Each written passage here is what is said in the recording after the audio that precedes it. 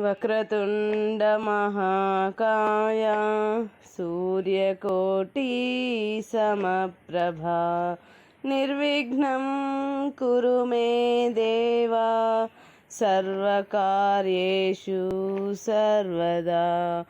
గురుబ్రహ్మా గురుర్విష్ణుః గురుర్దేవో మహేశ్వరః గురుః సాక్షాత్ పరబ్రహ్మ తస్మై శ్రీ గురవే నమః. ఓం ద్రాం దత్తాత్రేయాయ నమః. శ్రీ గురుదత్త జయ గురుదత్త. శ్రీ దత్త కథా సుధారణము. ఓం శ్రీ గురుదేవ దత్త. ప్రథమాధ్యాయము. ప్రార్థన. శ్రీ సమంచితమవ్యయం పరమప్రకాశమగోచరం భేదవర్జితమప్రమేయమనంతమాద్యమ కల్మషం నిర్మలం నిగమాంతమద్వయమప్రతర్క్యమబోధకం ప్రాతరేవ హి మానసాంతర్భావయేద్గురుపాదకాం. శ్రీవల్లభాపురమందు నిలచిన శ్రీదత్తదేవా వందనం. తల్లివలే ఆశ్రితుల బ్రోచిన శ్రీ విఠల్ బాబా వందనం. చల్లగా వరములిచ్చే శ్రీ అనఘామాతకు వందనం. ఎల్లలేని ప్రేమ పంచిన మాతాపితలకు వందనం. ఓం శ్రీ గణేశాయ నమః. శ్రీ వల్లభాపురంలో వెలిసిన సహజ గణపతి, నిన్ను ప్రార్థించి ఈ రచనను నిర్విఘ్నంగా కొనసాగించుమని కోరి నమస్కరిస్తున్నాను.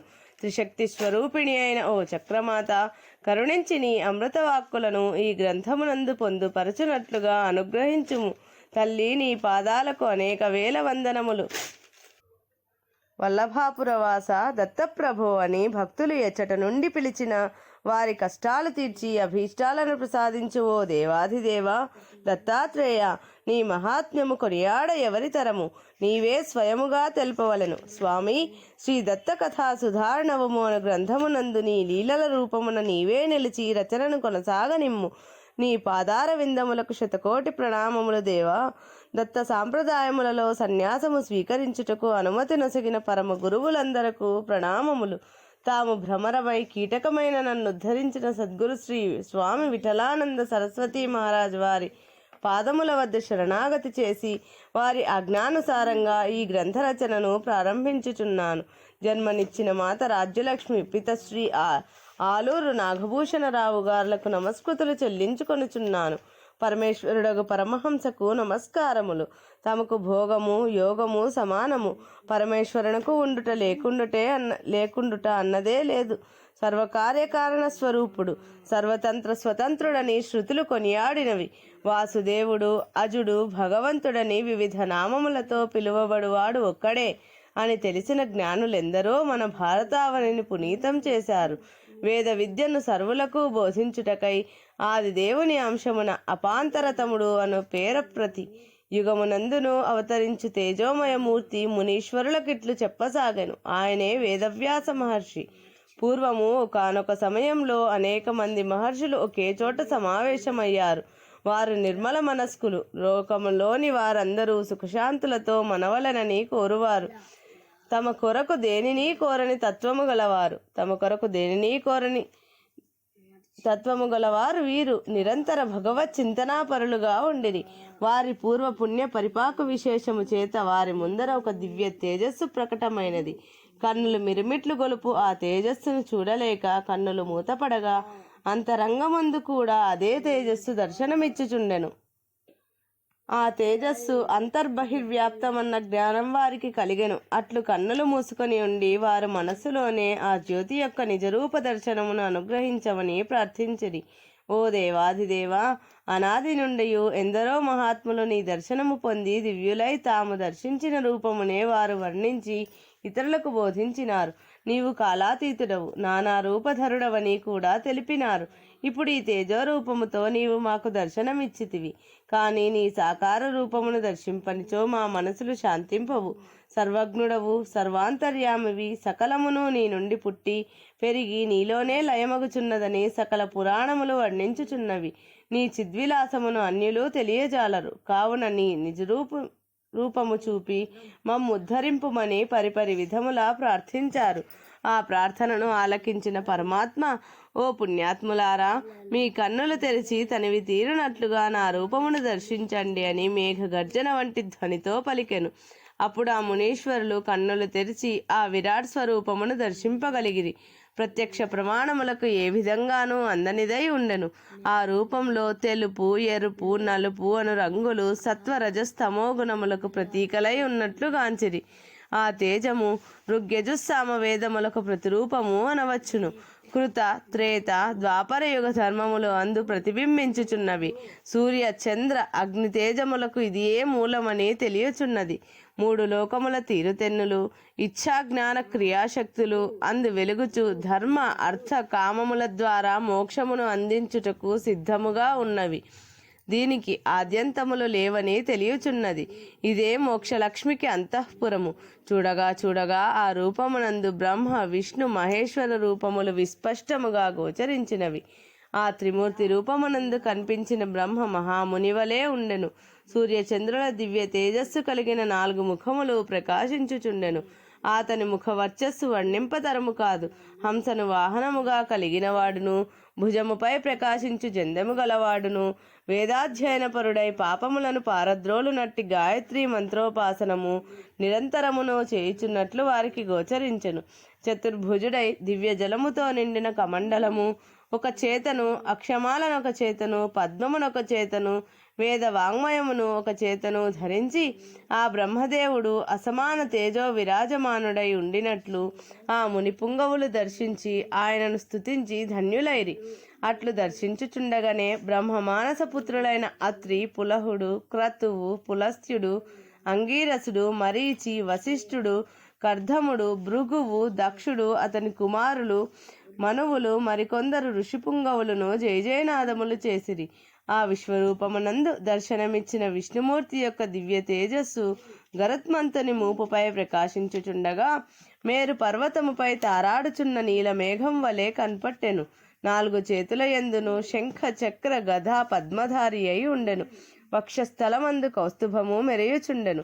వనమాల గళమునందు శోభిల్లుచుండెను. భూమి ఆకాశములను ఆవరించిన అతని రూపమును దర్శించు వారి డెందముల ఆనంద కందములాయను. విశ్వవ్యాపి అని పురాణములు తెలుపుచున్నను. ఆ మూర్తిని దర్శించుచున్న వేళ అమృతపానము చేసి తృప్తిని చెందిన విధమున అందరూ స్థానువులై నిలిచిరి. వారట్లే నిశ్చేష్టులై చూచుచుండగా పాల సముద్రమునందు శేషశయనుడుగాను, నాభిస్థానమున కమలము యందు చతుర్ముఖ బ్రహ్మ పాదముల వద్ద లక్ష్మీదేవి, సనకాది మునులు స్తోత్రించుచున్న దివ్య దర్శనమును కూడా ఆ మునులు పొంది తన్మయులై ఉండిరి. అట్లు దివ్య తేజో విరాజమానుడైన శ్రీ మహావిష్ణువును బ్రహ్మదేవుడు, సనక, సనంద, సనత్కుమార, సనత్సుజాతులు, నారదుడు, కపిలుడు, బృహస్పతి, శుక్రుడు మొదలగు వారు జయజయనాదములతో స్తుతి చేయుచుండిరి.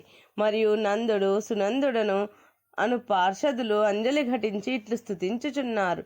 ఓ దేవాదిదేవా, రాక్షసుల పీచమడంచి దేవతలను కాపాడు కరుణాసాగర, లక్ష్మీవల్లభ శ్రీహరి, నీ నామస్మరణతోనే పాపపుంజములు భస్మము కాగలవు. ఆర్తత్రాణ పరాయణ, నీ లీలలు అగమ్యగోచరములు. ఓ దయామయ, పరాత్పర, దీనుల ఎడ నిరంతర ప్రేమను కురిపించువాడా, అవ్యయుడా, ముక్తికి ఉనికి పట్టైన వాడా, నీకు జయము జయము అనుచు స్తోత్రములు చేయుచుండిరి. వారి స్థుతులకు శ్రీ మహావిష్ణువు చిరుదరహాసమును చేయుచు ప్రసన్న దృక్కులను వారిపై సారించెను. అంతలో మునులు త్రిమూర్తులలో ఒక్కరైన శంకరుణ్ణి దర్శించి ముగ్ధులైరి. ఆ పరమేశ్వరుడు తలపై గంగను ధరించి సగము మేను అర్ధాంగి అయిన పార్వతికిచ్చి తెల్లని కొండవలే వెలుగులీనుచుండెను.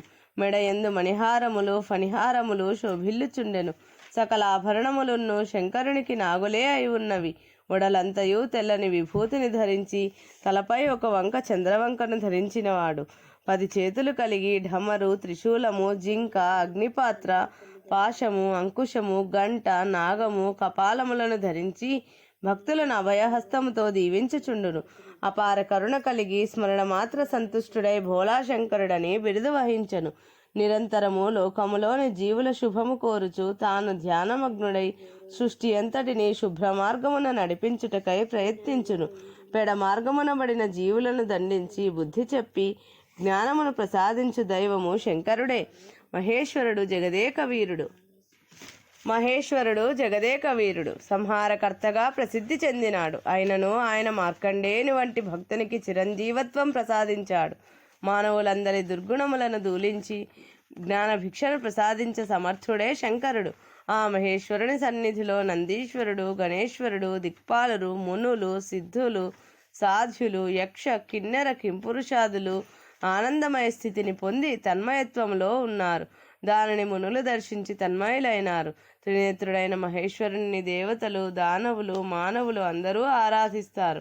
ఆయనను విరోధించిన దక్ష ప్రజాపతికి తగు రీతిని బుద్ధి చెప్పాడు శంకరుడు. అహంకరించిన మన్మధుని అగ్నినేత్రంతో చూచి భస్మం చేశాడు. ఈయన శ్మశానవాసి అంటారు. ఎందుకంటే మృత్యువాత పడిన జీవులకు తిరిగి జన్మను ప్రసాదించే దైవం శివుడే. ఈ విధంగా శివుని తత్వం తెలిసి ఆరాధించి సాయుధ్యాన్ని పొందిన శివభక్తులెందరో ఉన్నారు.